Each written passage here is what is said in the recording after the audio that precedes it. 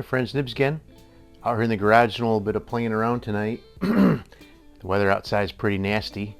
It's pretty frightful, but well, it's only raining and it's middle of January, so I guess I can't complain. But we'll keep it inside for tonight and have a little bit of fun. What I'm going to be doing in this video is a book review for you guys, and this one's going to be kind of neat. This book is actually on loan to me by a friend from the rifle club, and he saw my videos on my Quackenbush rifles, and he thought I'd like to take a look at this, and he was right. I did do a little bit of shopping around, and these books are selling for a pretty good penny, so I'm glad I had this one to loan. Eventually I'll look around and find me one, but for now it's definitely not Winchester 52 book stupid money, but they are very proud of these Quackenbush guns. So, what we have is the Quackenbush Guns is the title of the book. This particular copy was copyrighted in 2000. It's a really cool history of the Quackenbush arms altogether. It has a little bit of history on the actual Quackenbush family and where they came from and all that, but mostly it covers all of the guns that Quackenbush made over the years. They made a whole lot more air rifles, which I wasn't aware of, than they did actual 22s, and they only made a couple, 2-3 different models of 22s, powder burners. And then they made looks like maybe 10 or 11, 12, about 12 different models of air rifles over the course of, they were started production of air rifles in the early 1870s, and they produced air rifles up until H.M. Quackenbush, which was the original founder of the company, passed away in 1933.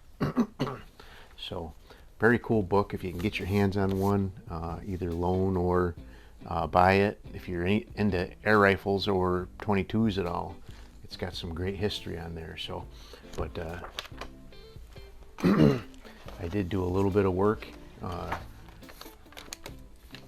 and was able to get some really pinpoint dates on my air rifles. The safety rifle, not so much. But so let's see here. The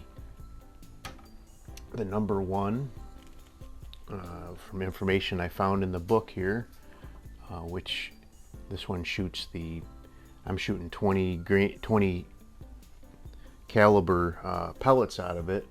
I tried the 21 caliber round balls, and they're just a little bit too big for this, and it won't go through. But this one was made by the serial number and a few other features on here that I find was made in around 1926, so really pretty pinpoint from information I got in the book there. From before, what I'd found online before, I had thought it was a little bit newer than that, around 1933, but based on some things I found in the book, it's more likely to be a little bit older, 1926. And we've got I'll do all the air rifles first, and then we'll get the safety rifle last. So then we've got the number 4, which you guys have seen a lot on the channel recently, but this number 4 is really pretty cool, and this is the oldest one out of the whole group that I have. And this one is very early production, maybe even first year of production for this model. It only has a 3-digit serial number, and from what I could find based on that serial number and some of the markings that it has on here as far as patents and things, this one was made in 1882, so very cool. I think they started producing these in 1881 from what it says in the book. But very cool. It's either 81 or an 82. I just said 82 to be on the safe side, but it's definitely a very early production one. Then the next one is actually an air rifle and a 22. That's the number 5, And this one actually turned out to be a little bit newer than I had originally anticipated and found from other things that I found online, which was very sparse. So the number 5, they made these from 1887 until 1910, and based on the serial number, and again it has some patent dates and some markings on the grip here, and based on that I found that this was actually made in 1903. This is so they had 4 different variants of this model. This is actually a transitional between variant 3 and variant 4, which was the last one. It has a couple of features of a variant 3 and a couple features of a variant 4, and they switched over in 1903, so that's how I was able to really pinpoint this one to a pretty good pretty good date. Now the safety rifle, this is big, actually was one of their most popular guns, and they made tens of thousands of these, but they made very little changes over the years. They did make a couple, and based on a few things that I found, the stamp on the top, there's no serial number on these. It's funny, they serialize all their air rifles, but they never serialize their actual firearms. But this little, they call it a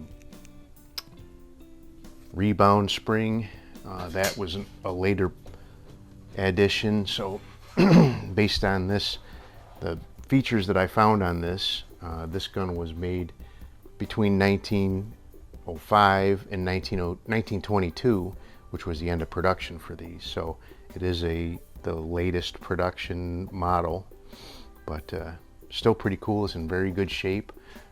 They didn't make as many in the nickel plated as they did all blued.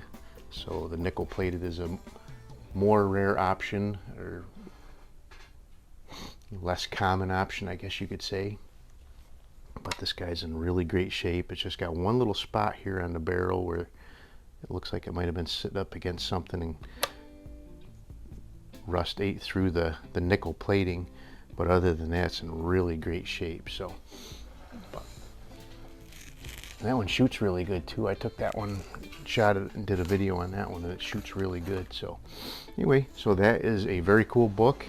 Appreciate it, Glenn, for letting me borrow it and find out what my Quackenbushes are all about. I'll bring it back to you Sunday when we have Sporting Rifle League, and that way I won't mess it up and have it get damaged by being out here in my garage too long. But anyway, hope you liked the video. Very cool book. I like reading books about old firearms. I've got a few other books that I want to do a review on. I've had them for a while now, but I just wanted to wait till the winter time when there was less going on, where I couldn't go out to the range, and I'll do reviews for you on books instead. But anyway, till next time, have a great day.